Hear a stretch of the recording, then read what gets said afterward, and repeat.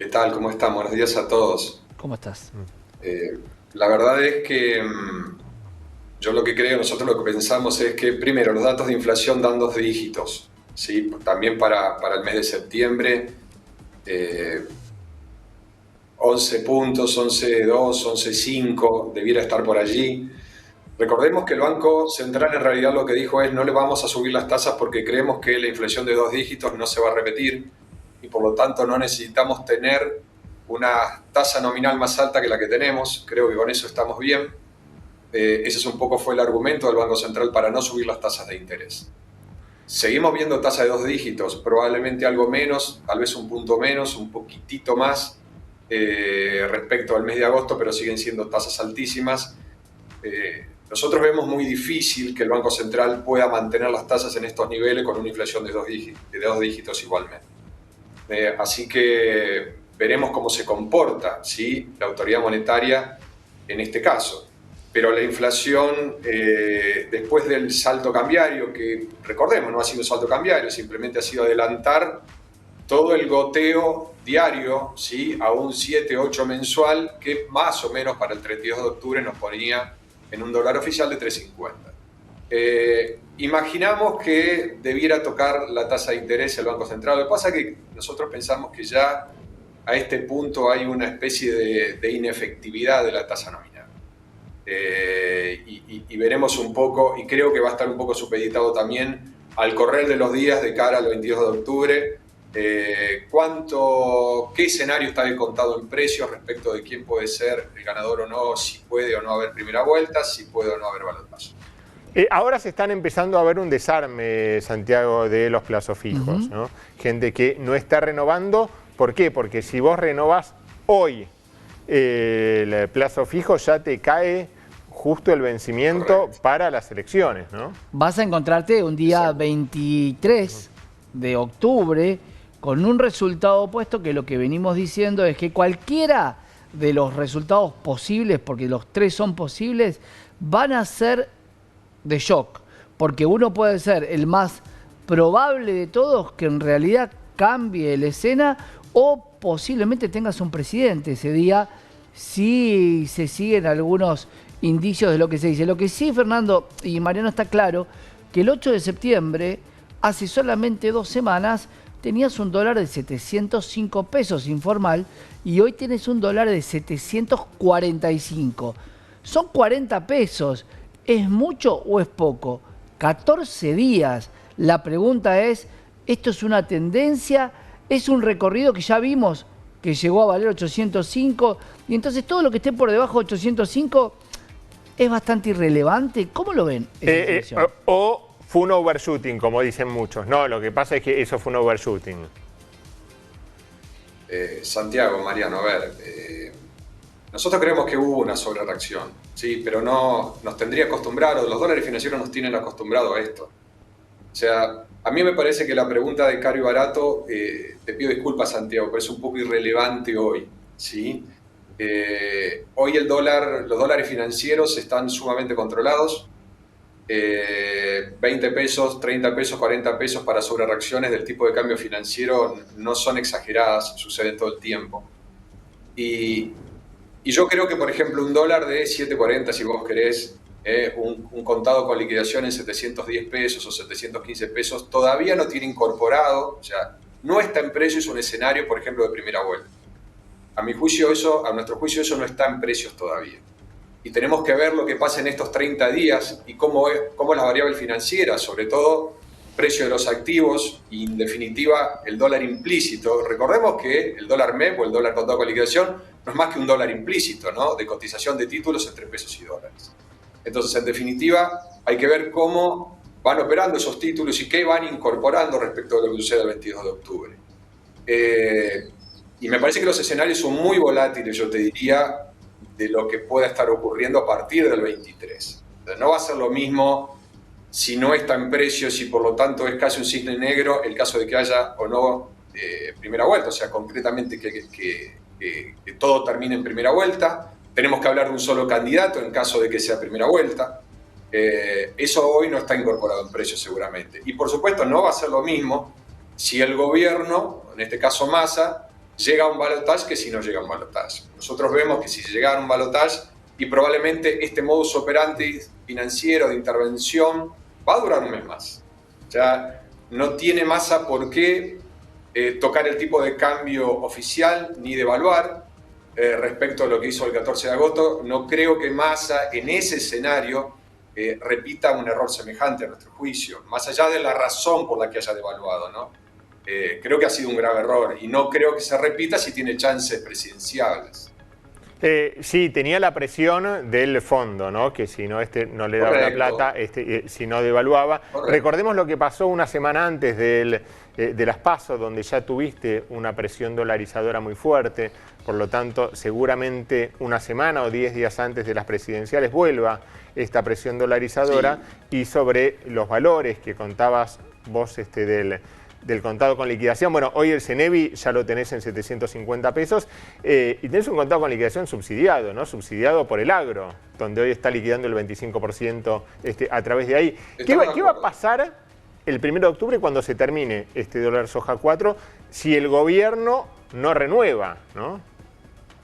Presión cambiaria, Mariano, como estamos viendo, digamos, o exacerbada respecto a lo que ya estamos viendo. Estoy de acuerdo con vos. Yo creo que digamos, sobre todo el contado o los dólares financieros en general han podido calmarse de los dos lados. Uno, la posibilidad de ese famoso 25% de liquidar un dólar financiero por parte del agro, que ha puesto oferta en el camino. Por otro lado, bueno, las intervenciones de todos los días, en mayor o menor medida. Nosotros tenemos un cálculo de casi 1.800 millones desde agosto para acá en las intervenciones. Y vos lo sabés bien, Mariano, las intervenciones no pueden ser solo con bonos, tienen netamente que ser con dólares. Uno tiene que poder operar directamente bonos contra dólares y vender contra peso eventualmente. Con lo cual, la respuesta es más presión cambiaria en la medida que, que las expectativas vayan por un lado y lo que suceda a partir del 22 vaya por otro lado. De todas formas, conforme llegue el 22 de octubre, la presión sobre los dólares en términos de vamos dolarizando carteras, no renovamos plazos fijos y demás, se va a hacer sentir. Indudablemente, eso va a pasar. Y quienes no puedan ir a dólares, en dólar MEP, por ejemplo, muchas empresas que tienen pesos. Recordemos también que las empresas que hoy están con pesos porque si son empresas que tienen que ir al comercio internacional, bueno, prácticamente esos pesos en otros momentos estaban aplicados al comercio internacional, al pago de importaciones, y hoy los tienen disponibles, no sabiendo muy bien qué va a suceder en los próximos meses. Entonces, ahí va a haber necesidades de cobertura, que van a venir por el lado del mercado de futuros, seguramente, y que también van a venir por el lado de algunos instrumentos atados al dólar oficial o dólar link. Eso necesariamente va a suceder conforme lleguemos al 22 de octubre. La gran pregunta es después, y eso va a depender absolutamente del escenario electoral, muy difícil de predecir y muy volátil en estos momentos. Muy volátil en estos momentos. Creo que la incertidumbre es muy importante a 30 días de las elecciones generales. El día 23, Fernando, vamos a tener ese lunes, donde en aquel lunes, luego de las PASO, existió una devaluación del 22%, en principio pactada por el Fondo Monetario Internacional junto con el Ministerio de Economía. La pregunta y lo que sobrevuela también un poco al no renovar plazos fijos y al dolarizarse es si hay alguna posibilidad de otra devaluación de cara a ese lunes, independientemente de cuáles fueran los resultados electorales. A ver, Santiago, es tan difícil responderte esto, pero voy a hacer un intento, igual no te voy a evadir esa pregunta. Yo no veo una devaluación propiciada por el Ministerio de Economía, o en todo caso por el gobierno. No veo eso, por lo menos ese lunes. ¿Sí? Ahora, analicemos los escenarios porque inevitablemente tenemos que irnos a ese lugar.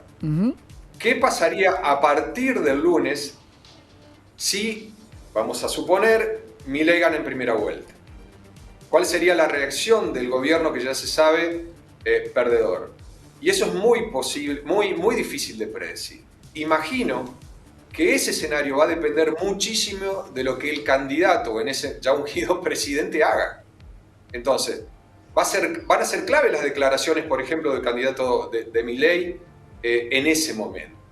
Imagino que si Milei sale con un discurso medido, con un discurso presidencial va a ser una cosa, y si sale festejando arriba de una camioneta con una motosierra y diciendo que va a dolarizar el 10 de diciembre va a ser otro.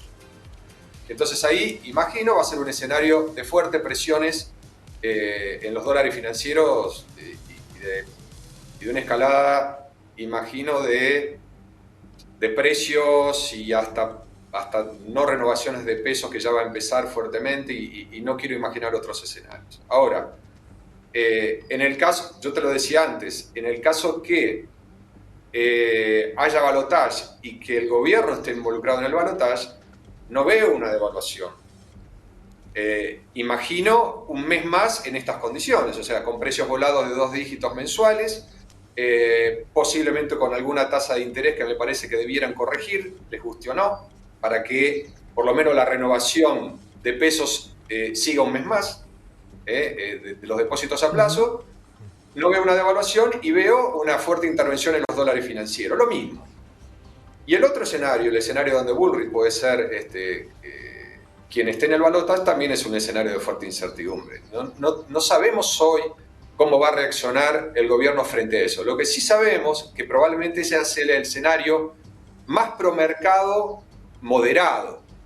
O sea, el escenario de Milei es un escenario promercado, pero no podemos tildarlo de moderado. No sabemos cómo va a actuar el candidato ungido presidente. Yo creo que el escenario más promercado y más moderado sería el escenario, en principio, de un balotaje Bullrich-Milei. ¿Por qué digo Milei? Bueno, porque Milei va a estar virtualmente en balotaje, por lo menos es lo que vemos. O sea, hoy no nos animamos a analizar un balotaje sin Milei adentro. El tema, Fernando, es la transición ahí. ¿Cómo sería esta transición entre el 23 de octubre y el 10 de diciembre? Si el gobierno va a dejar de intervenir, ¿no? Esa pregunta es crucial, Mariano. Yo la comparto y no las hacemos, pero la verdad es que no la podemos poner en un análisis. ¿Qué haría el gobierno con los dólares que tiene frente a ese momento de transición si ya no tiene posibilidad de alcanzar la presidencia? ¿Sí? ¿Va a intervenir? ¿No va a intervenir? ¿Qué le pediría la oposición? Que intervenga o que no intervenga. En realidad es muy difícil predecir un escenario de ese tipo. Por eso yo tiendo a pensar que en la medida que que acortemos el plazo entre la última elección, vamos a decirlo de esa manera, y el momento de la asunción sería como el camino más suavizado de estos meses que nos va a tocar transcurrir. Pero por supuesto que va a ocurrir lo que tenga que ocurrir. Son escenarios muy difíciles de predecir porque además hay chances ciertas de un evento tal vez disruptivo en la economía a partir del año que viene. Por más que hoy muchos colaboradores de Javier Milei están diciendo que bueno, que en realidad tal vez no se pueda dolarizar ahora, que tal vez haya que hacer, digamos, algún plan que involucre cuestiones fiscales y monetarias primero algo más claras y demás, no lo tenemos claro y no lo sabemos a ciencia cierta. Entonces, el mero anuncio de una dolarización en estas condiciones, me imagino, sería muy problemático. Igualmente, muchos hay colaboradores de Milei dicen una cosa y después Milei sale diciendo otra diferente. Entonces es como que cada vez se le presta más atención a lo que dice solamente él y no tanto sus colaboradores o gente ahí allegada que por ahí es muy, pero muy